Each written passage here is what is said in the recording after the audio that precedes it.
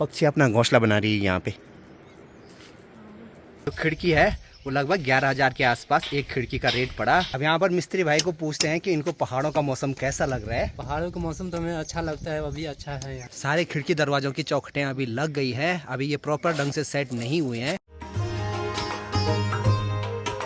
सुबह सुबह बाहर का माहौल कुछ ऐसा है, बाहर प्यारी सी धूप लग गई है और नीचे से नदी की आवाज़ खूब आ रही है क्योंकि नदी में आजकल पानी बढ़ गया है। हेलो एवरीवन, गुड मॉर्निंग, नमस्ते, स्वागत है आपका हमारे एक और नए ब्लॉग में उत्तराखंड के इन खूबसूरत पहाड़ों से। मेरी तैयारी भी हो गई है अभी ऊपर रांसी वाले घर में जाने की। आज से शायद वहाँ पे जो दरवाजे की चौखट है वो रखने का काम भी शुरू हो जाएगा। और सुबह सुबह मैंने एक चीज़ देखी है, इस पुराने वाले घर में एक पक्षी अपना घोंसला बना रही है ठीक इस वाली साइड पे। पिछले साल भी उसी प्रकार के एक पक्षी ने यहाँ पर घोंसला बनाया था। जब उसमें अंडे हो गए थे तो उसके बाद उसको बिल्ली ने मार दिया था, उसका पूरा घोंसला यहाँ नीचे डाला हुआ था। ये देखो जी, एकदम खुली खुली जगह है तो कोई भी कभी भी जा सकता है यहाँ पे, खासकर बिल्ली। और भाभी जी की तैयारी भी हो गई है, कहाँ जाने की? जंगोरा गोड ने। पक्षी अपना घोंसला बना रही है यहाँ पे ऊपर।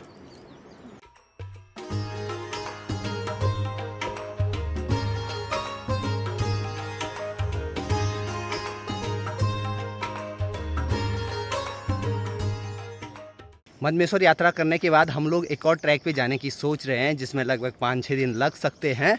तो देखते हैं कब तक प्लान हो पाता है। और साथ ही साथ घर का काम भी लगा हुआ है तो उसको देखने की जिम्मेदारी भी है। तो एकदम सही टाइम पे ही जाना पड़ेगा हमें ट्रैक पे।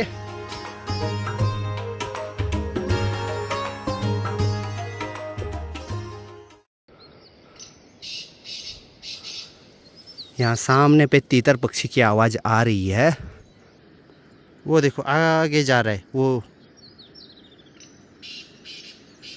और आजकल तीतर पक्षी की आवाज़ हर जगह सुनाई देती है, इतनी ज़ोर से आवाज़ करते हैं कि लगभग यहाँ से 2-3 किलोमीटर दूर तक भी साफ सुनाई देती है।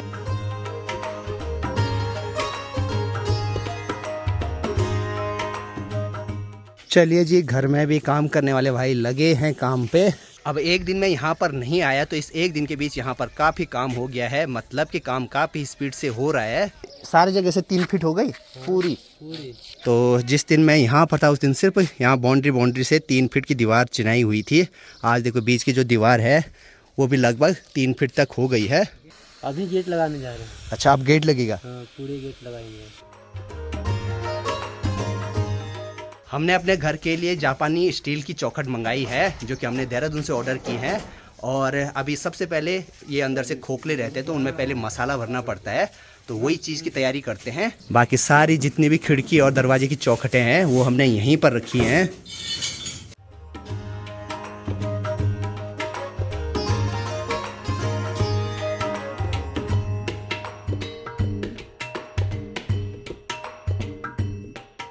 अब इसमें एक साइड से ये छेद बने हुए हैं तो यहाँ से मसाला भरना पड़ता है। पहले ये वाला पार्ट एकदम खोखला था, अब देखो मसाला भरने के बाद इसमें थोड़ा सा स्ट्रेंथ आ गई।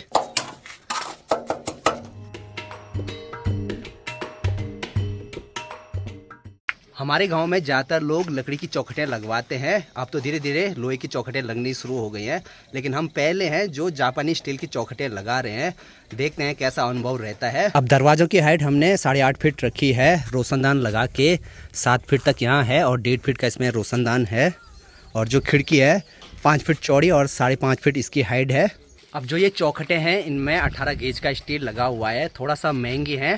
जो हमें दरवाजे पड़े लगभग 4,000 के आसपास एक दरवाज़ा, और जो खिड़की है वो लगभग 11,000 के आसपास एक खिड़की का रेट पड़ा। खिड़की महंगी इसलिए पड़ी क्योंकि इस पे 304 ग्रेड का जो ये स्टेनलेस स्टील वाली रॉड लगी हुई है तो ये महंगी पड़ी इस पे।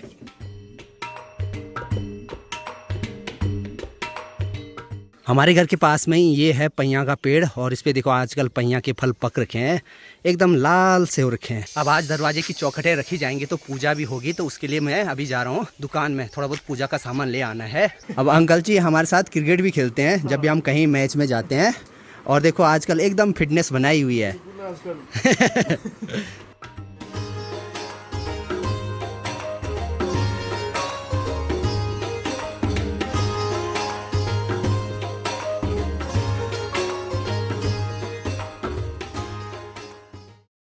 चलिए जी, अभी दरवाजे और खिड़की जो भी चौखटे हैं उनके अंदर अच्छे से मसाला भी भर दिया है। थोड़ी देर के लिए इनको ऐसे ही जमने के लिए रख देंगे और उसके बाद जो दरवाजे और खिड़की की चौखट हैं उनको भी रखना स्टार्ट कर देंगे। ईंटों की भी एक ढेर यहाँ पे लगी हुई थी, ये भी समाप्त हो गई है। एक ढेर वहाँ पे बची हुई है, बाकी वहाँ पर भी बहुत सारी ईंटें थी, लगभग 3000 के आसपास। अभी ओवरऑल चढ़ाई तो लगभग 3 फीट हुई है, मतलब कि बहुत सारी ईंटें और लगने वाली हैं। चलो भाई, अब कुछ दिनों के बाद ऋषिकेश से फिर से ईंटें मंगानी पड़ेंगी। और अभी यहाँ पर माँ भी आ गई, लेकर गई थी तकी में। हमने ये 2 किचन बनाए हुए हैं, जबकि टेम्परेरी किचन हमारा यही रहा है शुरू से, लेकिन माँ बोल रही है अब यहाँ शिफ्ट हो जाते हैं। यहाँ अभी तक ये दरवाजे की चौखटें रखी हुई थी, तो कुछ तो निकाल दी हैं, कुछ अभी ये वॉशरूम की हैं, तो जब ये भी खाली हो जाएगा तब ठीक लगेगा सब कुछ। अब ये वाला किचन बनाते हुए एक चीज़ की गलती हुई है, जो कि धीरे धीरे आपको पता लग जाएंगी, पर कोई नहीं, उस टाइम पे तो ऐसा कुछ सोचा नहीं था, बस ये था कि एक किचन हो जाए, बहुत बड़ी बात है।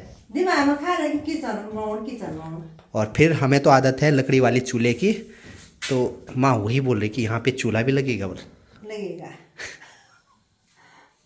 चूल्हा भी लगेगा। श्री मंदनेश्वर धाम के कपाट खुलने के बाद यहाँ मंदनेश्वर वैली में भी खूब यात्री लोग आ रहे हैं, चलो अच्छी बात है। और यहाँ गांव से लगभग 1.5 किलोमीटर आगे अकतौली धार तक गाड़ी जाती है, वहाँ पर भी लगभग रोड के 500 मीटर एरिया पे पूरी गाड़ियाँ लगी हुई हैं। चलो अच्छी बात है, आप लोग भी आइए द्वितीय केदार मंदनेश्वर धाम के दर्शन करने के लिए और साथ में मंदनेश्वर वैली के खूबसूरत नज़ारों का आनंद लेने के लिए। हमारे घर में जो बुरांस का जूस और माल्टे का जूस था वो तो आजकल समाप्त हो गया है, और काम पे वाले भाई लगे हैं तो उनको जूस भी पिलाते हैं डेली, क्योंकि धूप बहुत तेज़ है। आज मैंने ताऊ जी से मार्केट से मंगाया तो है, लेकिन अभी मैं जा रहा हूँ कोल्ड ड्रिंक लेने।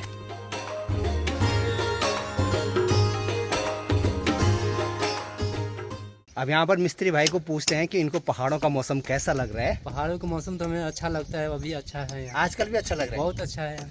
हमें तो आजकल बहुत गर्मी महसूस होती है। अब इनको तो अपने नहीं, अच्छा, बहुत अच्छा है।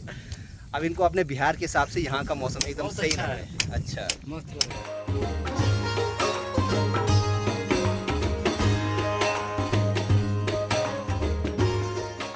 खिड़की दरवाजे तो अभी रख दिए हैं, बाकी इनको सपोर्ट देने के लिए ऐसी बल्लियाँ ज़रूरी हैं, साथ में ऐसे रस्सी भी बांध रखी हैं। हमारे यहाँ पे जब भी कोई शुभ कार्य होता है तो भगवान जी की पूजा सबसे पहले की जाती है, और इससे बढ़िया शुभ कार्य हमारे यहाँ पे क्या हो सकता है कि आज हमारी जो खिड़की और दरवाजे की चौखटें हैं वो लग रही हैं, तो पूजा की जाती है। और पूजा में ऐसी छोटी छोटी पोटलियाँ दरवाजे पे बांधी जाती है, इसमें जौ, तिल, 1 रुपये का सिक्का, साथ में सुपारी रखी जाती है।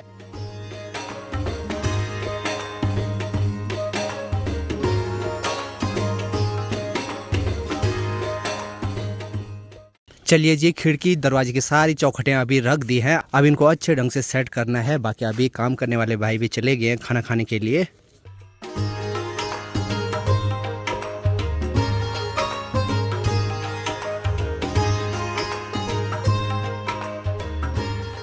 सारे खिड़की दरवाज़ों की चौखटें अभी लग गई है, अभी ये प्रॉपर ढंग से सेट नहीं हुए हैं, इसमें एक बार साउंड लगेगा उसके बाद ही ये प्रॉपर सेट होंगी। इस वाले काम में थोड़ा टाइम तो लगता है, वही काम अभी मिस्त्री लोग करने पे लगे हुए हैं। दिन होते होते फिर से देखो मौसम पूरा पैक हो गया है, पूरे आसमान में बादल लग गए हैं, और आजकल ना तेज तेज हवाएं भी चलती हैं। अब जल्दी से इन खिड़की दरवाज़ों को एक बार सेट करना पड़ेगा, जिससे जल्दी से चढ़ाई स्टार्ट हो जाए।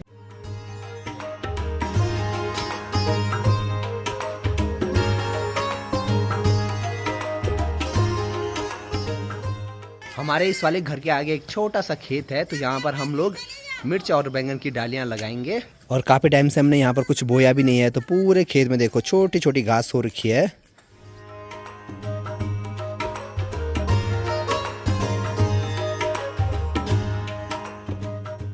शाम के अभी 5 बज रहे हैं। आजकल हमारे गांव में नाई भी नहीं है, देखो दाढ़ी बाल कितने बड़े हो रखे हैं। और मुझे लग रहा है अभी शाम के टाइम पे ना बाल बनाने के लिए या तो मनसुना जाना पड़ेगा या उखीमठ जाना पड़ेगा, यहाँ से 15 या 22 किलोमीटर दूर। और साथ में अभी ऋतिक भी आ रहा है, ठीक ठाक। ये भी खरसड़िया हो रखा है आजकल, बाल साइज हो गया बाल का।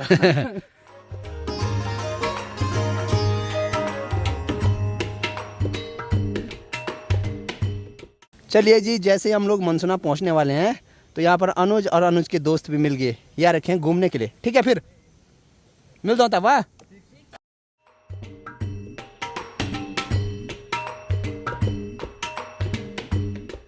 मनसुना मार्केट में हम लोग पहुंच गए हैं, कटिंग भी करवा दी है, शाम के 6:15 हो गए हैं।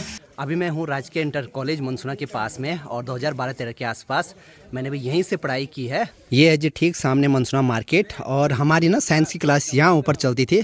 यहाँ पर फिजिक्स की क्लास और यहाँ पर केमिस्ट्री की क्लास और बायो की क्लास इसके पीछे वाली बिल्डिंग में चलती थी। 2 साल में बहुत सारी यादें बनी यहाँ पर स्कूल टाइम पे। अब अंधेरा भी होने लग गया है तो निकल पड़ते हैं अपने घर के लिए। और यहाँ से भी ऋतिक की बाइक चलाएगा।